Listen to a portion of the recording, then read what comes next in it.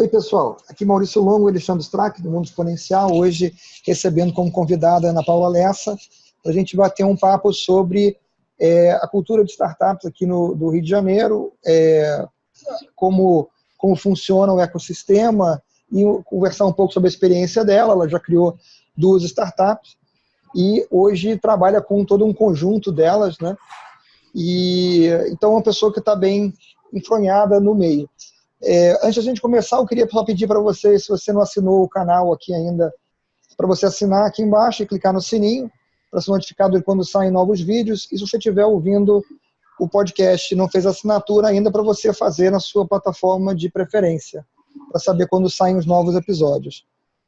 Então, Ana Paula, obrigado por tirar o seu tempo para gravar aqui com a gente. A ideia é aquela que eu comentei aqui agora na abertura, né? A gente conversar um pouco sobre o que está acontecendo no cenário de startups aqui do Rio de Janeiro e como é que você está vendo isso aí à luz da sua experiência anterior aí criando 2 startups. Eu acho que uma delas não foi no Rio, né? Acho que uma delas foi em Belo Horizonte. Foi na verdade no México. No México? Foi no México, a gente recebeu investimento, meu sócio mexicano, e a gente recebeu investimento em Minas, quando eu estava morando na Austrália. Mas aí eu tive que voltar para o Brasil para receber o investimento. Mas assim, eu não sei se vai continuar, mas assim, eu que agradeço o convite, assim, quando é para falar de startups, eu tenho muito prazer, assim, de compartilhar meu conhecimento, assim, com o máximo de pessoas que eu puder. Eu acredito que o empreendedorismo é a única coisa aí que pode salvar a nossa economia e fazer as coisas girarem. E aí, já entrando um pouco na sua pergunta, né, da minha visão do mercado, eu sou carioca, né, nascida e criada no Rio de Janeiro, carioca da gema, e me formei empreendedora no Rio de Janeiro, né, eu comecei a minha carreira empreendedora no Startup Weekend, no Rio, em 2012, e ali eu já tinha a ideia, né, do Cabe na Mala. O Cabe na Mala é uma plataforma, para quem não sabe, foi uma plataforma para conectar quem quer produtos de outros países a viajantes que possam trazer em troca de uma recompensa em dinheiro. E eu lancei o Cabe na Mala, assim, eu comecei, tirei do papel num Startup Weekend, e lá nesse Startup Weekend um monte de gente levantou o dedo na minha cara e falou: o que você está fazendo é legal, toma cuidado com isso.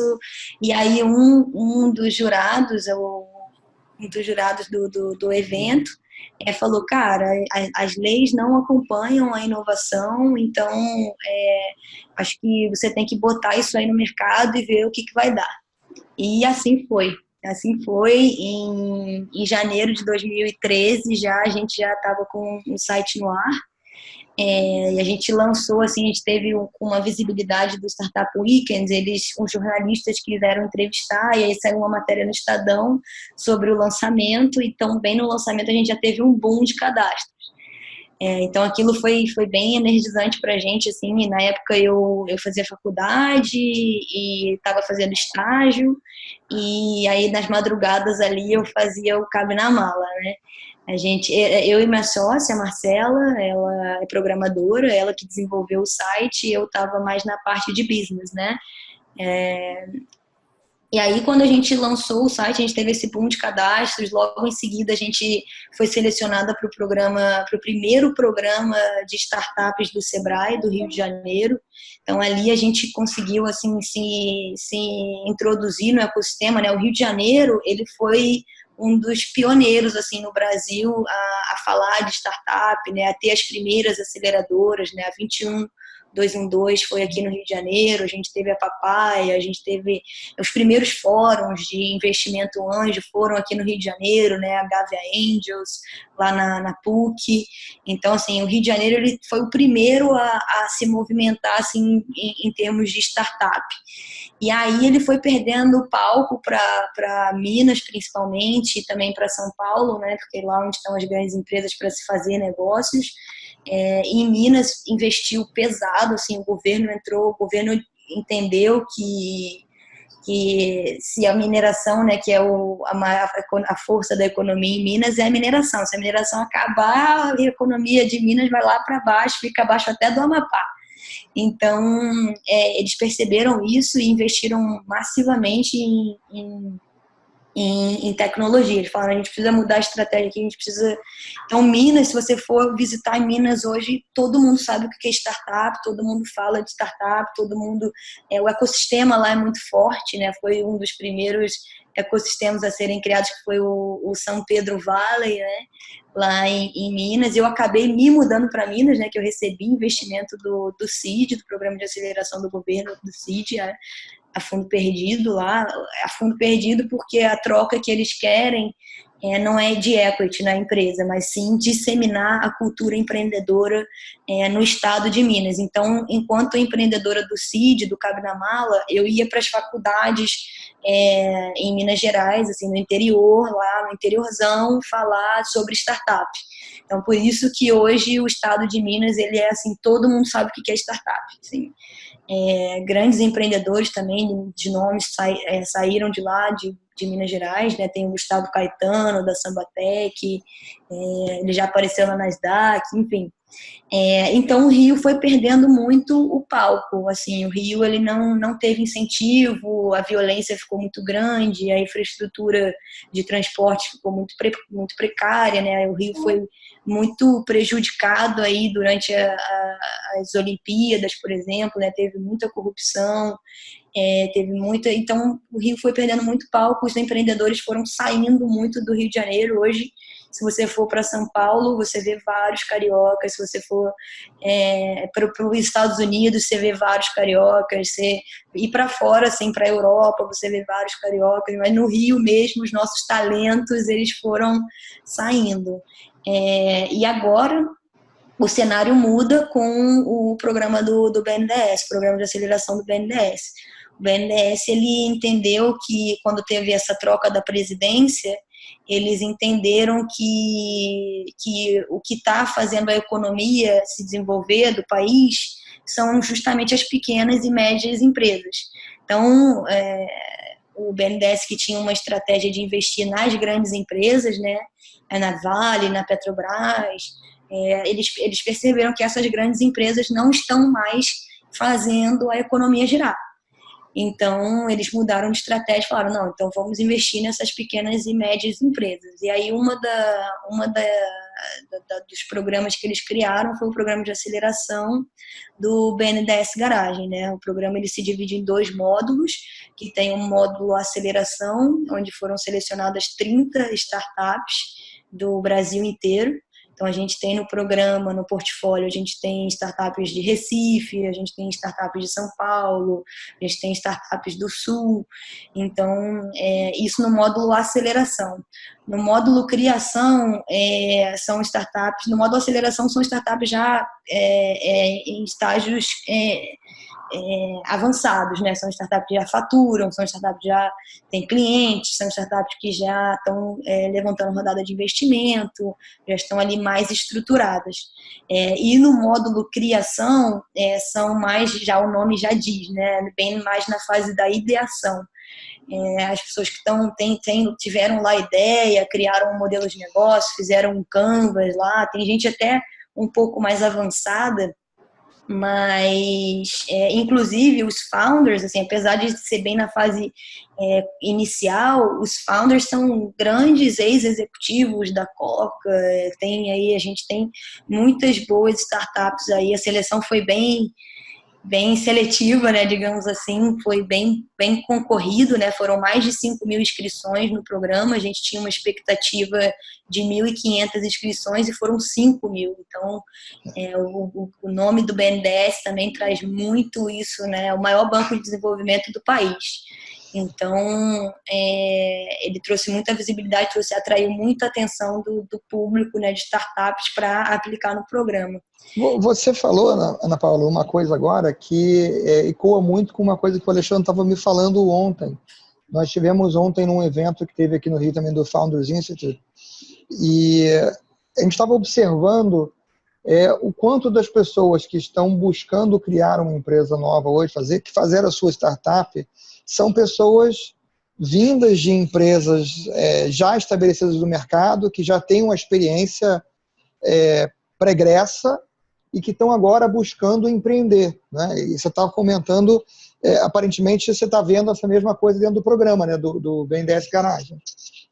Sim, sim, não, acho que no mundo inteiro, assim, acho que a gente já vem tendo essa percepção, né, de que as pessoas querem sentir prazer no que elas estão fazendo, né, então, quando você tem lá uma burocracia muito grande, né, igual como eu estava comentando no processo da Petrobras, por exemplo, né, só para fazer uma contratação tem que ter edital, então, para você trabalhando lá dentro, você...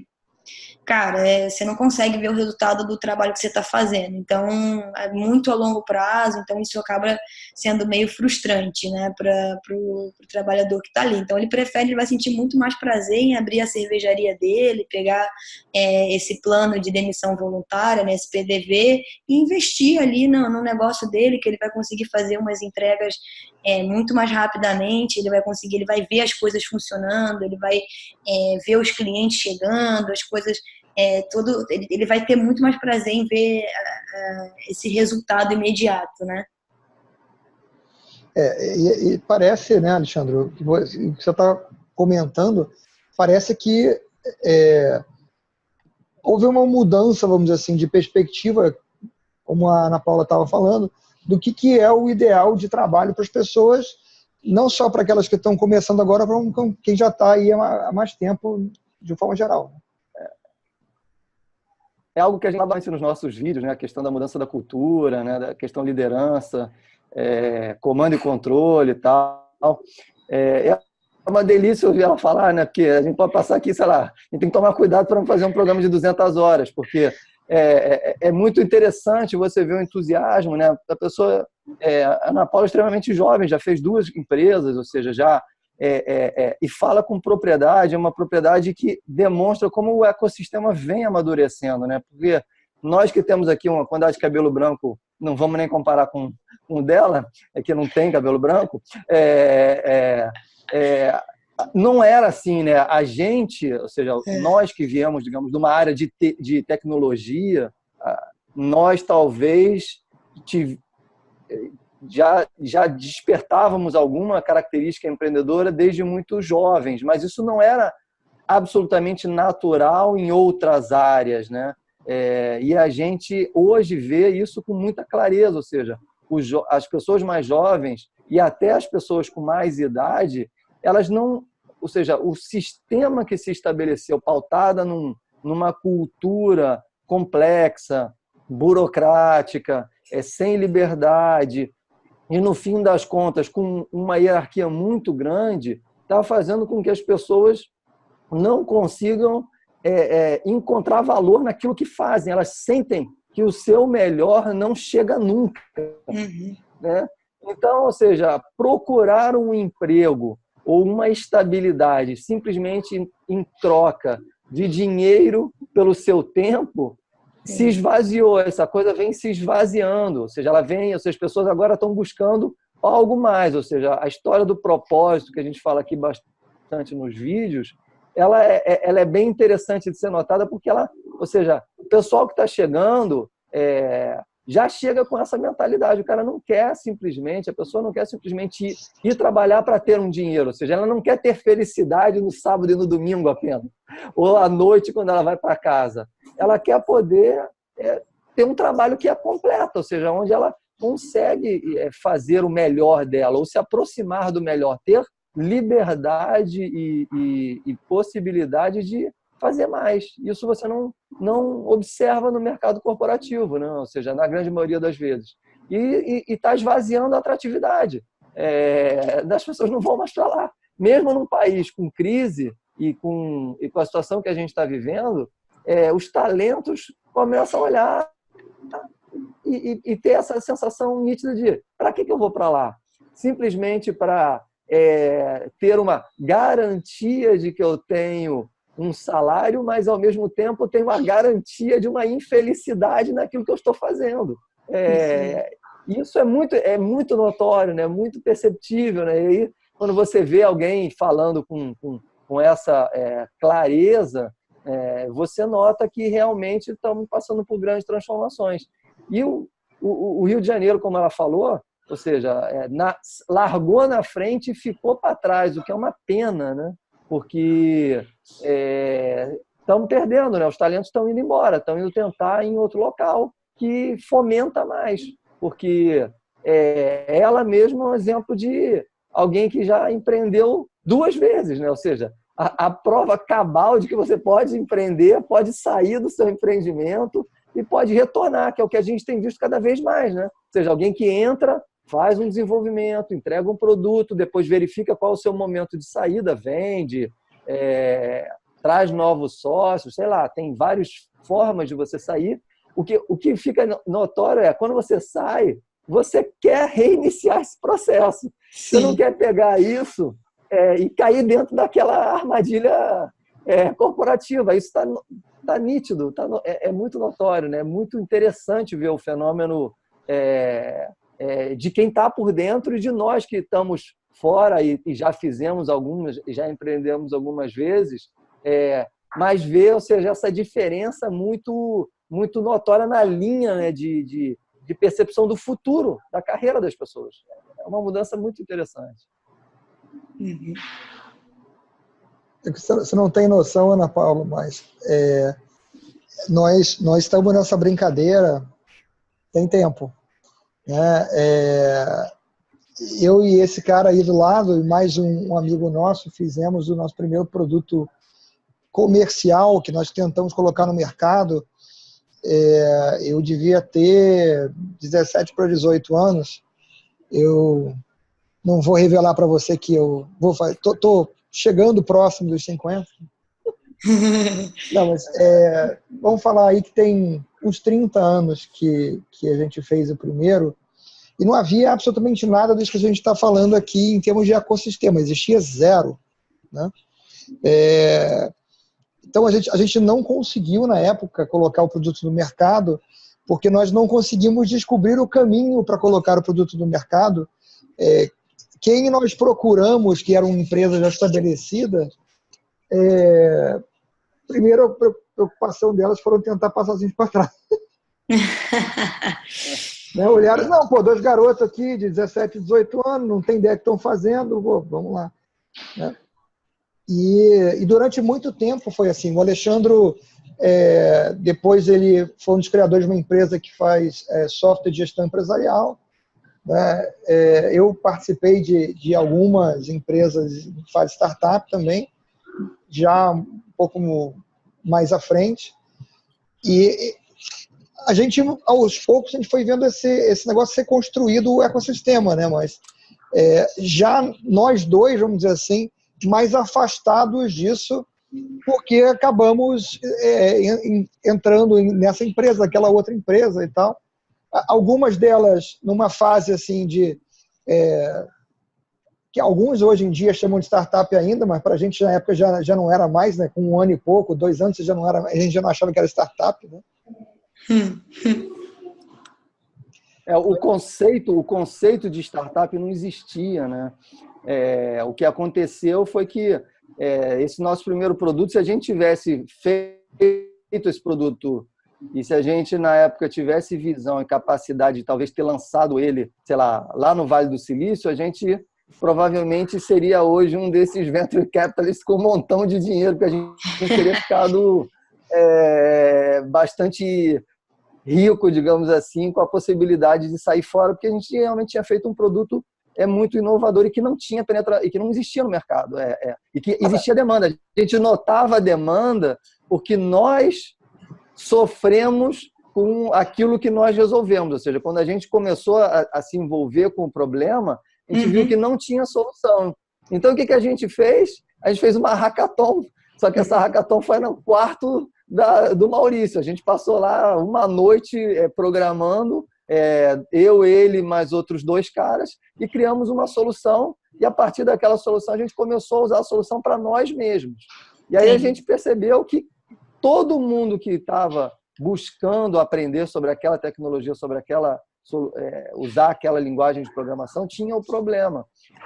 E então a gente falou, cara, vamos colocar o produto no mercado. Só que aí é que não teve esse apoio, né? Hoje, como você acabou de citar, existem vários caminhos. Eu consigo ter a capacidade de falar de uma ideia, eu consigo mostrar um produto, né? O que se chama MVP hoje, o que a gente já tinha era muito mais do que um MVP, porque a gente passou uma noite, a gente fez um produto que já era um MVP avançado, digamos assim. Infelizmente, não existia nenhum tipo de suporte. Estamos falando de uma época onde o Brasil era hiperinflacionário, então Sim. pegar dinheiro no banco era uma coisa absolutamente impossível. Nós todos éramos adolescentes, estudante, fim da adolescência, início da faculdade. Na faculdade mesmo, as pessoas não sabiam o que era isso, então não existia, ninguém sabia o que era uma aceleradora, né? Esse conceito não existia, né? Ninguém acelerava o que não existia, né? Não tinha gente para poder colocar objetos a serem acelerados, né? Eu achei então, curioso. É uma grande mudança. Eu achei curioso que o Maurício falou aí que quando vocês tinham aí os 17 anos e tal, e vocês foram apresentar a ideia de vocês, e a primeira coisa que fizeram com vocês foi passar vocês para trás. Achei isso muito curioso, porque isso era muito a cultura que existia lá atrás. Quando eu comecei a empreender, tinha muito essa cultura do tipo, não vou falar minha ideia para ninguém, não vou, tenho que ficar escondidinho aqui com a minha ideia, porque senão vão pegar. E assim, ao longo eu acho que o mercado já amadureceu muito nesse sentido, que, cara, a grande diferença, né, existem vários livros, né, e-books aí falando sobre, cara, sua ideia não vale nada, assim. A grande diferença está justamente na execução.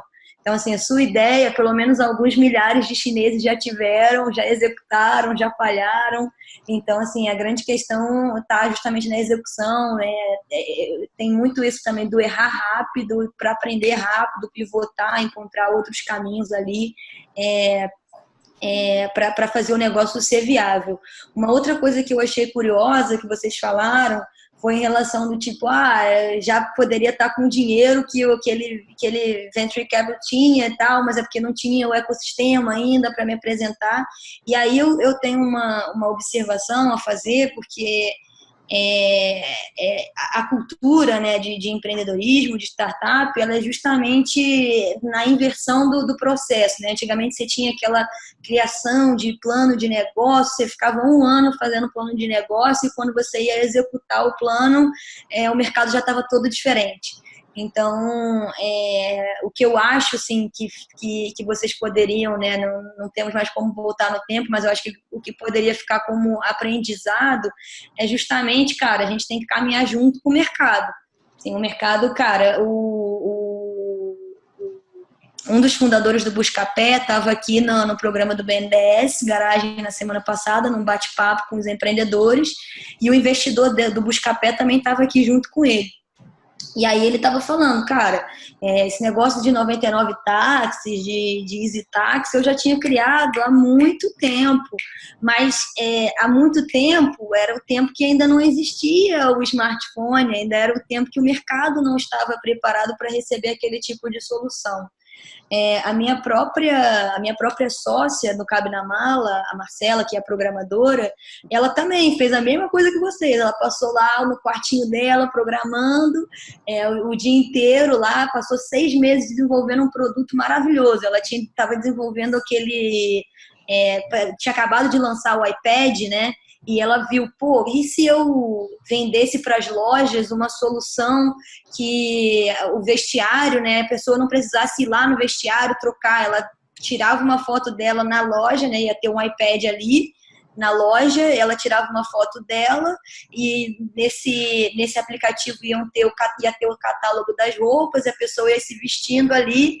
E aí ela passou 6 meses desenvolvendo isso e quando ela foi apresentar o produto para as lojas não queriam aquilo, o mercado não estava preparado para receber aquele tipo de solução. Então, assim, o que a gente vê muito hoje ao invés de a gente começar a programar, ao invés de a gente já começar a codificar, validar, né? Vamos lá, vamos validar, vamos ver se o mercado está pronto para isso, vamos ver se o mercado está precisando dessa solução ou não, para ver se faz sentido mesmo a gente codificar, para ver se faz sentido mesmo a gente desenvolver esse produto, né? O processo inverteu, né? Antes a gente tinha lá o João Kepler fala muito bem isso, né? O João Kepler, investidor anjo e escritor do livro Smart Money. Ele tem uma palestra dele no YouTube que é muito legal, que é justamente sobre investimento anjo. E ele fala sobre o processo antes era fazer sem pesquisar antes, né? Hoje é por que fazer, né? Então, primeiro, vamos lá pesquisar, vamos ver se o mercado está mesmo pronto para isso, por que eu vou estar fazendo isso se eu não tenho nenhuma resposta ainda do mercado. Então... hoje, como você acabou de citar bem, a cultura em torno do empreendedorismo, ela ficou acessível, né? Isso que você está falando é uma característica que, digamos assim, você já aprende sobre isso na faculdade. Isso já é uma possibilidade, as pessoas já se veem nessa possibilidade. Quando nós falamos disso que a gente está falando, é assim, eu vou só te posicionar para você tentar entender de que era nós estávamos falando, que é quase uma era. É uma era pré-Windows, entendeu? Ou seja, não existia o Windows. Não existia, a gente estava há 5 anos, 6 talvez, de ter internet.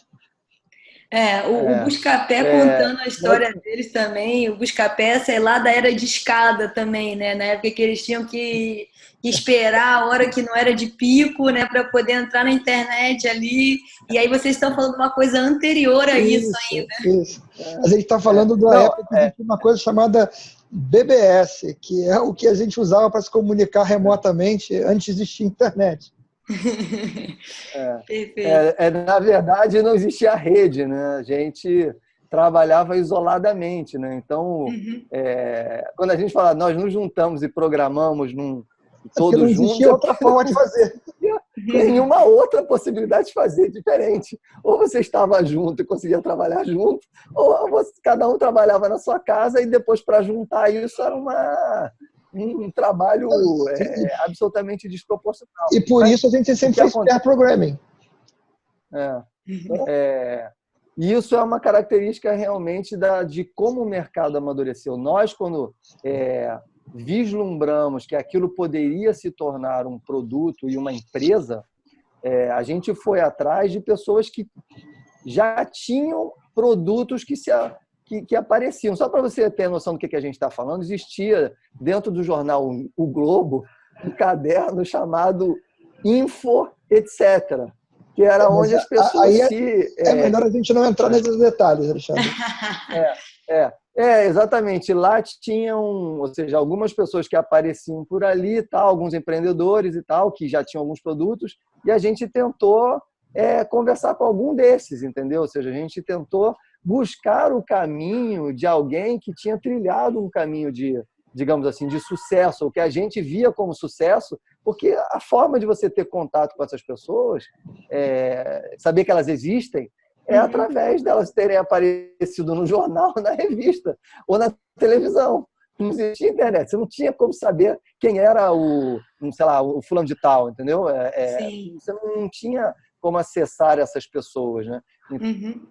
Então, a gente tomou esse caminho. E aí, de novo, essas pessoas também empreenderam lá pelos seus métodos, investiram muito do seu capital para conseguir chegar a algum lugar. Elas também não tinham a experiência de criar, ou o pensamento de criar um ecossistema que ajudasse esse processo para outros que estivessem entrando. Ou seja, não existia essa preocupação de colaboração, né? De fazer com que, vou incentivar essas pessoas porque eles estão tentando bravamente tiveram a capacidade de criar um produto, e a gente estava, como você mesmo falou, num processo completamente contrário, ou seja, a gente criava um produto para ir em busca de um mercado. Hoje você faz exatamente o contrário, você vai lá, identifica se tem um mercado, identifica qual é o problema, vai fazendo um MVP, validando, vendo se aquilo faz sentido, pivota 1, 2, 3, 10, 50 vezes, dependendo da situação, e você começa a encontrar aderência. Muitas vezes a sua ideia original não tem absolutamente nada a ver com o negócio final ao qual você chega, né? Mas isso é fruto de digamos, de um ecossistema que amadureceu gigantescamente, né? E você acabou de falar do seu caso, ou seja, você criou uma empresa, colocou no México, pegou, conseguiu investimento de outro estado que não tem nada a ver com o estado que você nasceu, ou seja, essa interconexão, hoje ela é fantástica, mas ela absolutamente inexistia, né? É verdade. Não é isso, Maurício? E hoje você tem essa dinâmica global, né? Eu costumo falar, quando eu faço palestras, sobre como isso mudou de quando nós começamos a trabalhar para hoje, né? Quando eu entrei no mercado de trabalho, não era comum as pessoas viajarem muito a trabalho. Uhum. Tinha uma outra pessoa que tinha uma função que às vezes exigia isso, mas, por exemplo, as pessoas que trabalhavam em companhias aéreas tinham toda uma aura assim em volta delas, porque elas estavam sempre viajando pelo país, pelo mundo, entendeu? E não era uma coisa comum, né? Aí você vai olhar, eu tenho uma lista aí, sei lá, de 20, 25 cidades onde eu já trabalhei pelo mundo afora nos últimos 10, 12 anos, entendeu? Então, a dinâmica de como as coisas funcionam mudou. Eu já trabalhei numa startup na Tasmânia. Não sei se você esteve na Tasmânia quando você esteve na Austrália. Não, infelizmente não. Eu tinha vontade, mas eu acabei optando pela Nova Zelândia. A Tasmânia tem 400 mil habitantes e eu trabalhei numa startup de tecnologia na Tasmânia. É uma ilha que produz queijo, vinho e ovelha. Sim, Nova Zelândia eles brincam que tem mais ovelha do que gente. A Tasmânia vai por esse lado também. Assim. Vai também, que é uma ilhazinha ali, né, à parte. Mas é uma dinâmica muito diferente, vamos dizer assim, hoje em dia. E é legal a gente ver, vamos dizer assim, isso que você tá descrevendo para a gente, que é a interação, né, que tem hoje do ecossistema, né? Então, tem o apoio de instituições oficiais, tem o apoio de aceleradoras. Hoje, o que você vê como sendo o maior facilitador? Você que já criou 2 empresas, e a primeira foi há 7 anos, pelo que eu estou entendendo, né? Isso. Então, nesses 7 anos, o que você acha que mudou, que facilitou para quem está começando agora? Tá, a questão do ecossistema, né, como vocês mesmo abordaram, ajudou muito, né, nesse processo. Quando eu comecei, eu nunca tinha ouvido falar de empreendedorismo, de startup, não sabia o que é isso, startup, nunca tinha ouvido falar. Então, eu sou de uma das primeiras gerações aí, né, posteriores ao Videolog, a própria Sambatec, que são startups de cascudo, o próprio Buscapé, por exemplo. Mas, assim, quando assim, começou a se ficar famoso, né, vamos dizer assim, quando começou a ficar famoso o termo startup, eu me considero que eu estava lá nas primeiras ainda, entendeu? Então, eu também tive muito essa dificuldade de como me posicionar, o que era isso. Eu fui sendo introduzida ao ecossistema, fui aprendendo a fazer validação de negócio, fui aprendendo a falar com o investidor. Descobri que tinha muito investidor picareta nesse mercado, se apresentando como um investidor, mas nunca não tinha uma startup no portfólio. Então, assim, foi todo um processo assim, que o mercado foi amadurecendo, assim, se pegando uma linha do tempo. O mercado foi amadurecendo e a gente vai amadurecendo junto com ele. A gente vai aprendendo, né? A gente vai tendo cada vez mais conteúdos, cada vez mais eventos. Então, lá atrás era muito importante assim essa criação desse ecossistema, né? Ter esses eventos, ter mais gente, ter gente vindo de fora, né? Gente que já tem essa experiência, a gente ir para fora também. Então, por exemplo, o Sebrae, quando a gente passou por a primeira turma de startups do Sebrae aqui no Rio, ele levou a gente para São Francisco, ele levou a gente para a missão Silicon Valley, né? A gente foi se apresentar lá, representar o Brasil internacionalmente, no maior evento de startups do mundo, né? Que era considerado na época, que é o TechCrunch.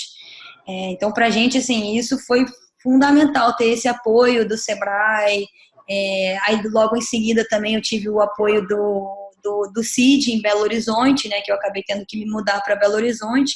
Então aí tem 7 anos que eu não moro no Rio, porque desde que eu saí do Rio, eu depois de Belo Horizonte fui para São Paulo, depois para os Estados Unidos, depois para o México, enfim, já fui parar até em Dubai, e agora que eu voltei para o Rio depois de 7 anos. Assim, eu vejo esse programa do BNDES Garagem, né, eu sendo gestora, eu vejo também como um give back. A gente, na cultura empreendedora, a gente tem muito essa cultura do give back, de dar, de devolver para o ecossistema tudo que eu recebi. Então, assim, tudo que eu aprendi, eu aprendi com o ecossistema. Então, assim, nada mais justo, nada mais louvável do que eu devolver, compartilhando o meu conhecimento. Por isso que eu, logo no começo da entrevista, eu falei, cara, para mim o prazer é todo meu. Sempre que for para falar de startup, contem comigo. Compartilhar a minha experiência vai ser sempre um prazer. Mas indo direto ao ponto, assim, sendo mais objetiva, o ecossistema facilitou muito esse processo, né? O próprio governo foi entrando mais em cena, né? Hoje você já vê o próprio governo de Minas fazendo investimento, né? A gente também teve o Startup Brasil logo depois.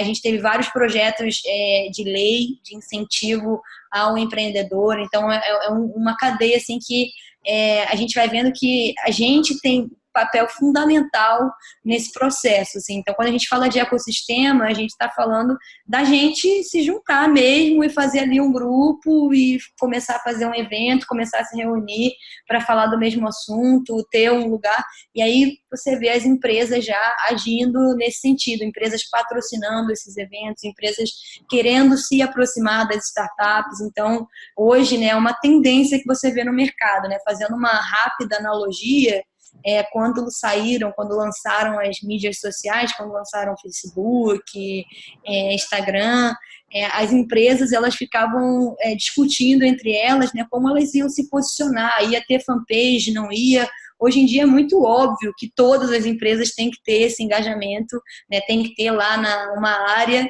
para cuidar das redes sociais.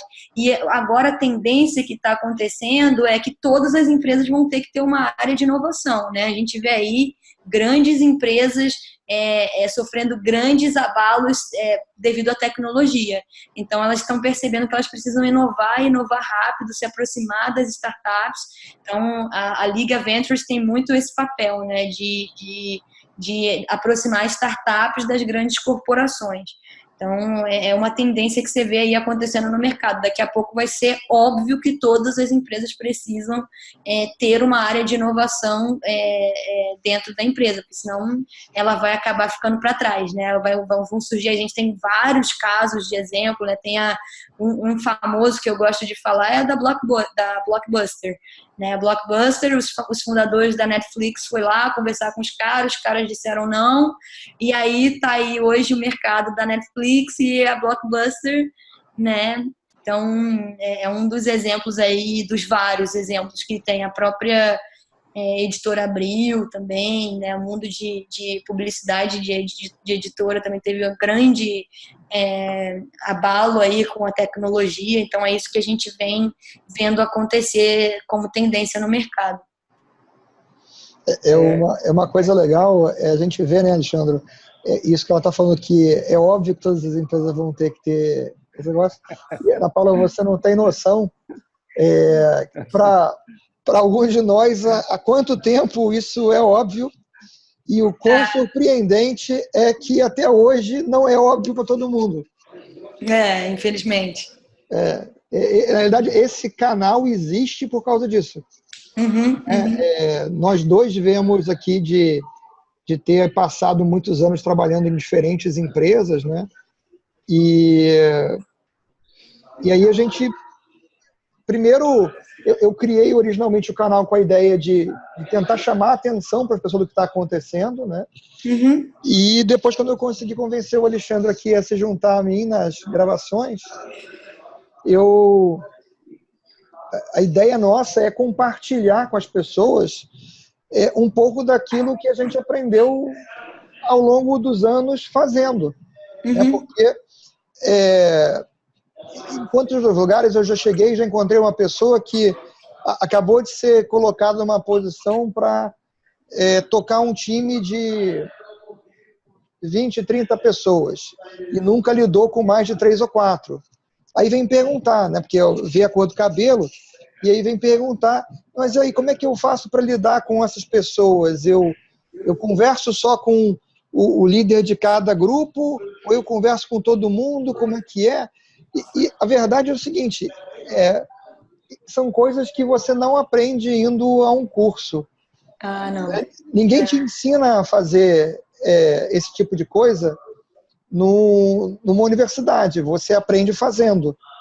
E, no final das contas, vamos dizer assim, com o tempo, o Alexandre, por exemplo, trabalhou na indústria de música e ele viu o valor da indústria derretendo enquanto a indústria brincava de negar o que estava acontecendo com a música digital, né? Então, ficava ali aquela coisa da negação, né? E o mercado deles encolhendo, né, Alexandre?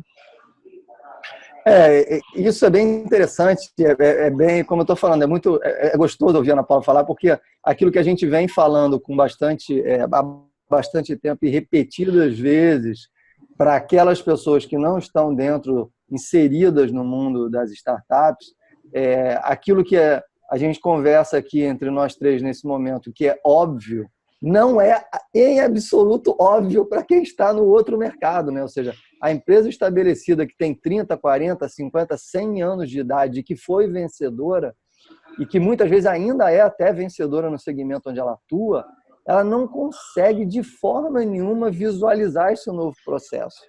Ela não consegue perceber que esse processo é para ela também e que ela precisa literalmente se transformar. A história da transformação digital, ela ainda é muito vista como algo que é para os outros, alguém que vai fazer B2C, ou alguém muito jovem, como a Ana Paula, que tem sonhos delirantes de poder criar uma empresa e vencer na vida. Ou seja, as pessoas têm essa visão pré-conceituosa, essa visão esquisita e pré-conceituosa.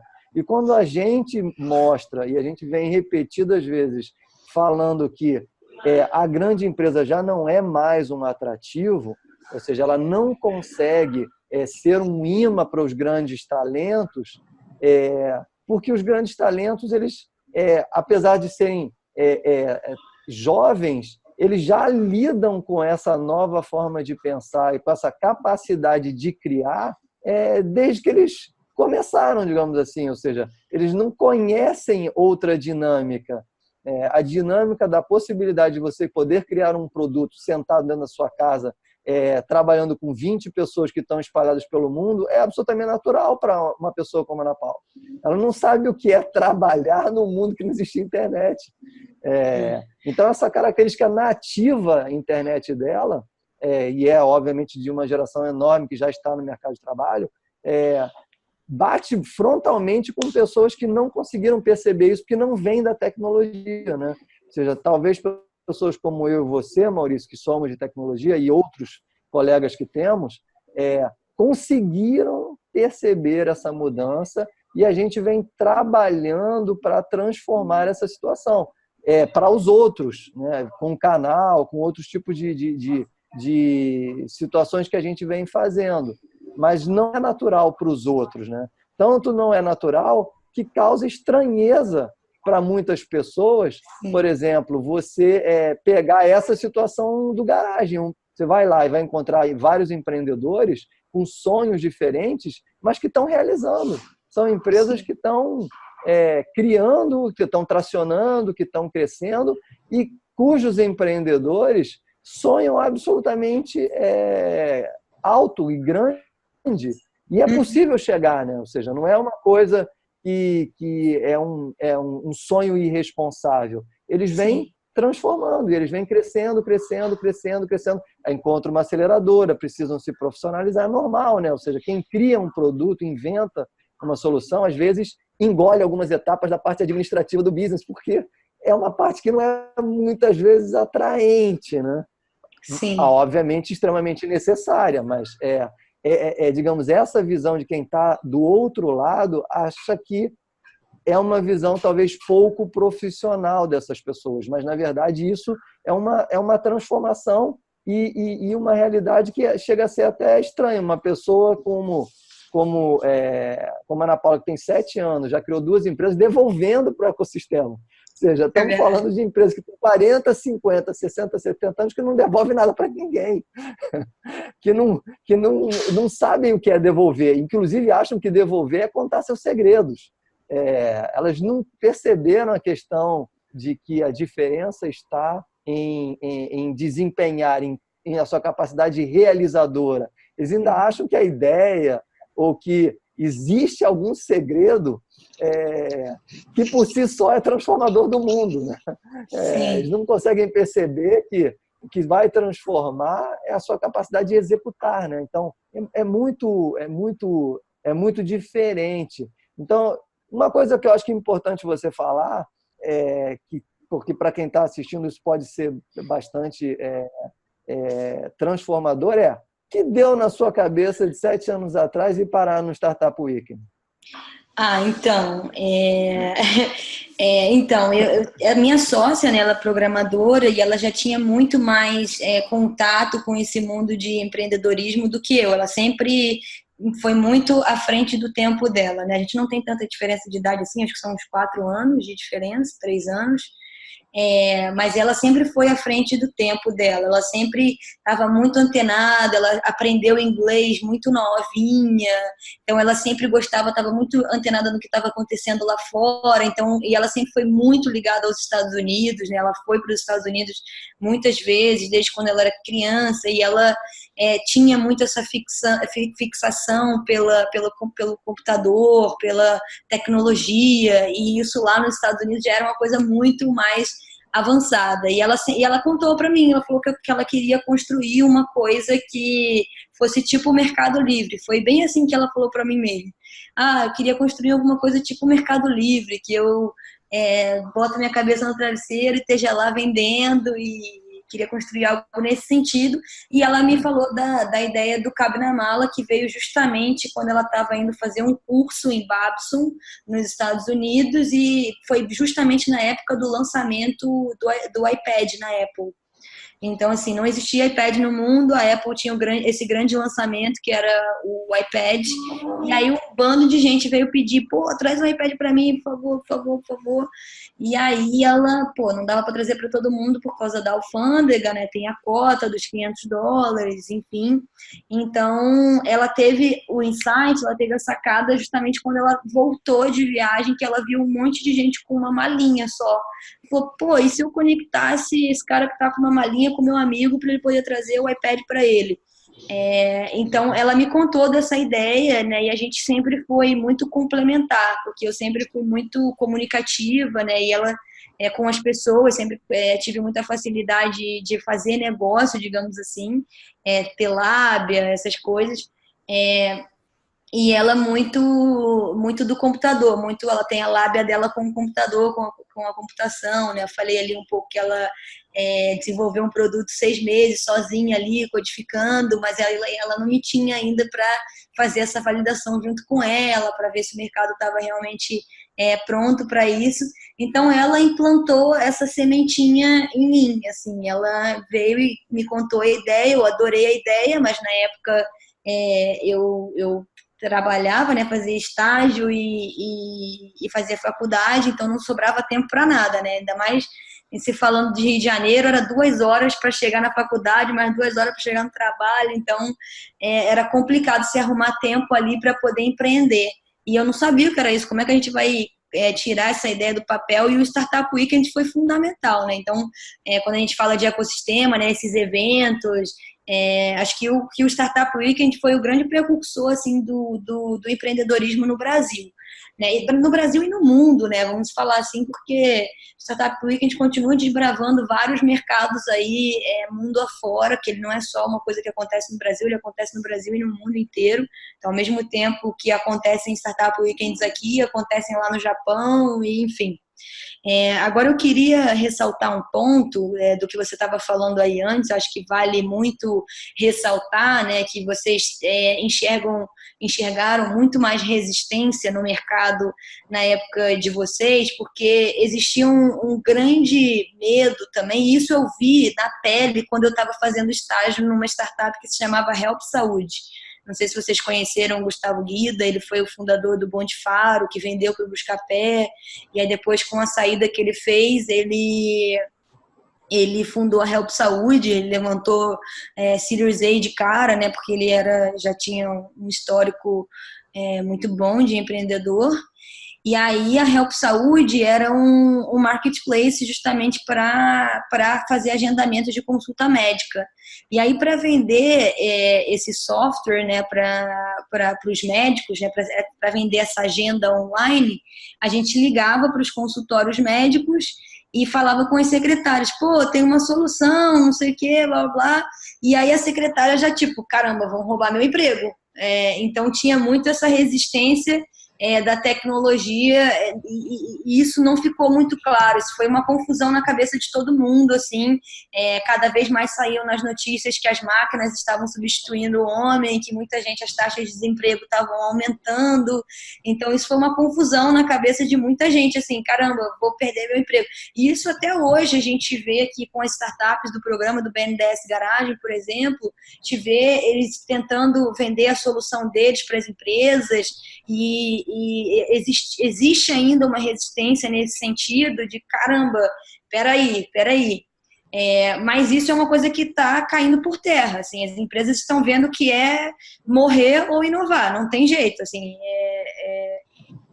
o mercado está caminhando para esse lado, assim, então não é mais novidade para ninguém que as máquinas estão sim substituindo a mão de obra humana, né? Existe até na faculdade, eu também estudo o grande historiador do século aí, que é o Harari, não sei se vocês já tiveram oportunidade de ler algum livro dele, mas ele fala aí que está surgindo uma classe maciça de useless people, ele é até um nome meio pejorativo, mas ele fala, né, cara, o que a gente vai fazer com os humanos, né? Porque hoje a gente tem as máquinas, a gente tem os robôs e os humanos, o que a gente vai fazer com eles, né?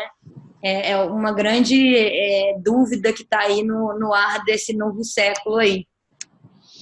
Ana Paula, duas coisas para complementar o que você falou. Uma, falando da pré-história, sabe essa questão da secretária que você comentou do software de saúde? O meu primeiro emprego, né, de fato, depois que a gente não conseguiu lançar o nosso software, foi desenvolvendo software para a hotelaria. E naquela época, vamos dizer assim, os hotéis estavam trocando um caderninho de papel por um computador, né? Sim. Como é o caso da secretária lá de o pessoal da recepção de alguns hotéis teve caso, o cara ele ia empurrando o computador para o lado até o computador ficar embaixo do vaso de planta que ficava pendurado, que era para quando regassem a planta, cair água no computador e queimar o computador. Caramba! Porque assim ele não precisava usar o computador, ele podia voltar para o papelzinho dele, né? E isso aconteceu várias vezes, até descobrirem que estavam fazendo isso de propósito, né? Uhum. Mas e o outro ponto era em relação exatamente o que você colocou agora. Tem um amigo nosso, o André Bretas, ele já gravou aqui um par de vezes com a gente, ele tem uma frase ótima, que é a ficha do óbvio não cai ao mesmo tempo para todo mundo e nem com a mesma velocidade. Então, tudo que você falou agora é óbvio para mim, é óbvio para o Alexandre, é óbvio para você. Nós estamos aqui numa conversa onde nós três sabemos muito do que está acontecendo no mundo. Certo. Mas é absolutamente surpreendente o percentual das pessoas cuja visão é de que isso que a gente está falando aqui é bobagem e que a gente está falando de coisas que são teorias, que são é moda, né? Vai passar, né?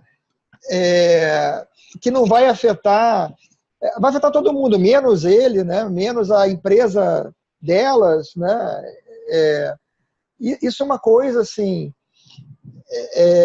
sem você presenciar, e que assim, o mundo onde você está vivendo não é esse, mas é um mundo onde nós dois já transitamos muito e continuamos transitando, porque a gente trabalha com essas empresas, né?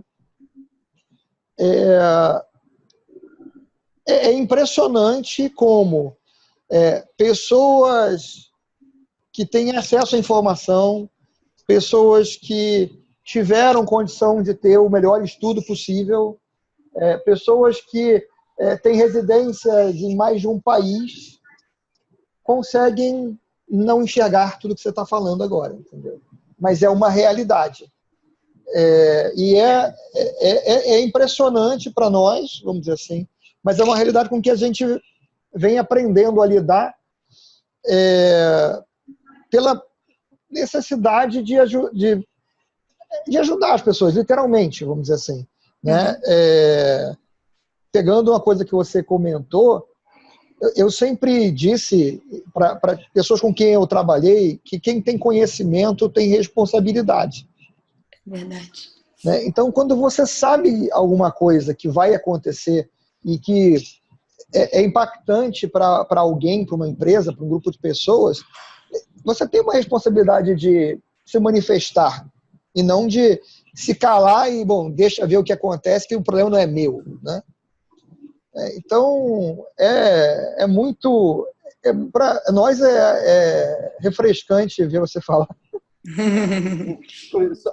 Só complementando uma coisinha, ou seja, você citou o Yuval, né, o Yuval Noah Harari, e a gente, há 2 dias atrás, a gente colocou um vídeo justamente conversando sobre esse assunto, sobre o deslocamento gigantesco que vai acontecer nos próximos anos em relação a emprego e trabalho, justamente para chamar a atenção das pessoas para a necessidade de que elas têm de se movimentar desde ontem, né? Nem desde hoje, porque, na verdade, elas já estão atrasadas. Sim. E que essa capacidade de adequação vai ser uma constante, ou seja, as pessoas hoje não buscam mais sequer uma empresa para poder trabalhar muito tempo na sua vida, ou seja, as pessoas não querem mais passar 10, 15, 20 anos trabalhando na mesma empresa. Mas, na verdade, quando a gente olha daqui para frente, isso, mesmo que a pessoa queira, vai ser impossível, porque ela não vai mais conseguir passar 10, 15 ou 20 anos tendo a mesma profissão, porque essa profissão desaparece. Exato. Ela desaparece cada vez mais rápido. Então, as pessoas precisam entender que elas terão que se adaptar, querendo ou não, ou elas entrarão para a famosa classe que ninguém gosta do nome. Você foi bastante simpática em falar ele em inglês, né? Porque em português é a classe dos inúteis. Quem quer ser chamado de inútil? Mas a verdade é que o risco ele existe e ele não é baixo, né? Ele é um risco alto e atinge absolutamente qualquer tipo de pessoa. É claro que quem está mais para baixo na cadeia produtiva vai perceber o problema mais rapidamente, porque a gente consegue hoje automatizar soluções manuais muito rapidamente. Até porque onde você está e o tipo de trabalho que você está fazendo é justamente encontrar empreendedores e startups que estão automatizando aqueles trabalhos repetitivos que não fazem mais o menor sentido que seja feito como sempre foi. Então, você está vivenciando, sei lá, 24 horas do teu dia lidando com gente que está fazendo isso com grande velocidade. Então, você vê com uma clareza absurda, digamos assim, o fenômeno avançando em escala gigante. Mas quem está mais distante tem, como o Maurício falou, a sensação de que é moda, de que não está acontecendo. Então, é muito importante que as pessoas consigam perceber, e essa nossa conversa aqui, que está ótima, mas que eu acho que a gente vai ter que ir dando um fim para ela, porque senão a gente vai fazer com que as pessoas não assistam porque ficou gigante, mas ela está muito agradável, consigam perceber, porque acho que a gente conseguiu aqui misturar gerações, misturar percepções diferentes mas que, de certa forma, ou de todas as formas, melhor dizendo, estão completamente conectadas. Ou seja, e isso que a gente está fazendo aqui tem um valor muito grande, eu entendo, para quem estiver do outro lado, vai tirar desse bate-papo nosso 1 milhão de insights que talvez elas não tenham conseguido enxergar. Como pode 2 camaradas de cabelo branco estarem conversando com alguém muito mais jovem do que eles e que tem uma carreira empreendedora e muito interessante, que já devolve para o mercado, ou seja, como que mudou completamente, né? Então, essa percepção, eu acho que ela é muito, muito rica e eu quero te agradecer demais por você estar não só participando, como estar falando com essa franqueza e essa leveza que é brilhante, né? Porque realmente é encantador. Imagina, é o que eu falei, assim, o que eu puder fazer para contribuir, né, o prazer em compartilhar meu conhecimento é todo meu, assim. Eu que agradeço o convite, né, acho que contem comigo para o que precisarem, se precisarem disponibilizar meu contato, eu sou super aberta aí nas redes, tanto no Instagram quanto no Facebook, no LinkedIn, eu estou sempre ativa aí, antenada no que está acontecendo e disponível mesmo, assim. Contem comigo para o que precisar mesmo. Obrigado, Ana Paula. Muito obrigado. E, Alexandre, você quer falar uma coisa? Eu vejo. Não, eu só queria dizer isso, ou seja, agradecer realmente. Acho que o papo foi excelente. Eu sinto que nós vamos ter que fazer outros bate-papos com a Ana Paula, porque eu tenho uma nítida sensação de que essa mistura que a gente conseguiu fazer aqui, ela vai ser muito esclarecedora para as pessoas e eu tenho certeza que esse vídeo que a gente está largando aqui, ele vai transformar a vida de muitas pessoas e isso é muito legal. Você quer dizer assim, poderia ter juntado 3 gerações, né? A sua, a minha e a dela? Eu sou o mais velho dos 3. Mas infelizmente não é outra geração da minha, a despeito de ser mais velho que eu. Isso é verdade. Mas, Ana Paula, muito obrigado por vir bater o papo com a gente.